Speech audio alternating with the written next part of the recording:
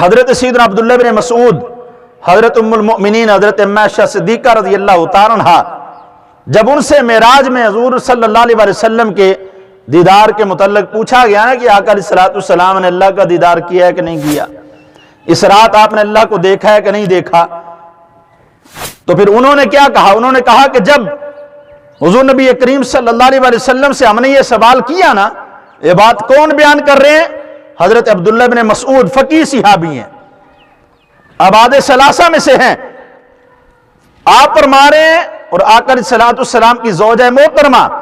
حضرت امہ عائشہ صدیقہ ام المؤمنین، آپ اس کو بیان کر رہی ہیں کہ جب ہم نے پوچھا نا یا رسول اللہ کہ اس رات آپ نے اللہ رب العزت کو دیکھا، تو آقا علیہ السلام نے ان کے سوال پر جو جواب عطا فرمایا، فرمایا نور انا اراہ، فرمایا وہ تو نور تھا، میں بھلا اسے کیسے دیکھتا۔ یہ مسلم شریف کے اندر حدیث موجود ہے، فقط یہاں پر نہ رکو، یہ حدیث جو ہے یہ حدیث نمبر یہاں پر موجود ہے 291 حدیث کا نمبر ہے، اس کے اندر آقا علیہ السلام فرماتے ہیں وہ تو نور تھا، میں بھلا اس کو کیسے دیکھتا۔ اور پھر 292 نمبر حدیث کے اندر کیا فرمایا؟ رأیت نورا، اے میرے پیارے صحابہ، میری صحابیہ، میری زوجہ محترمہ، تم جو یہ سوال کر رہے ہو نا، میں نے اپنے رب کے نور کو ہی دیکھا ہے۔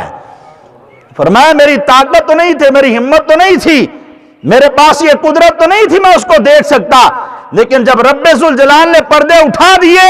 رأیت نورا، میں نے کسی اور کو نہیں اپنے رب کے نور کو دیکھا ہے۔ تو آقا علیہ السلام نے یہاں پر اپنی ذات کی بھی نفی کر دی، کس اعتبار سے؟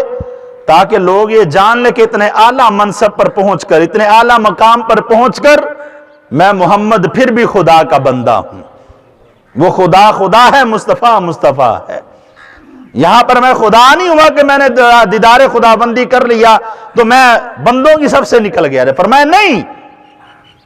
یہ پہلے اپنی ذات کی نفی کی، فرمایا بھلا میں کیسے اس کو دیکھتا، پھر آگے ساتھ ہی بیان کر دیا رأیت نورا، میں نے اپنے رب کے انوار و تجلیات کو دیکھا ہے، میں نے اس کو جلووں کو دیکھا ہے۔ تو حضرات محترم اس حدیث پاک سے بھی یہ بات ان دونوں حدیث سے واضح ہوتی ہے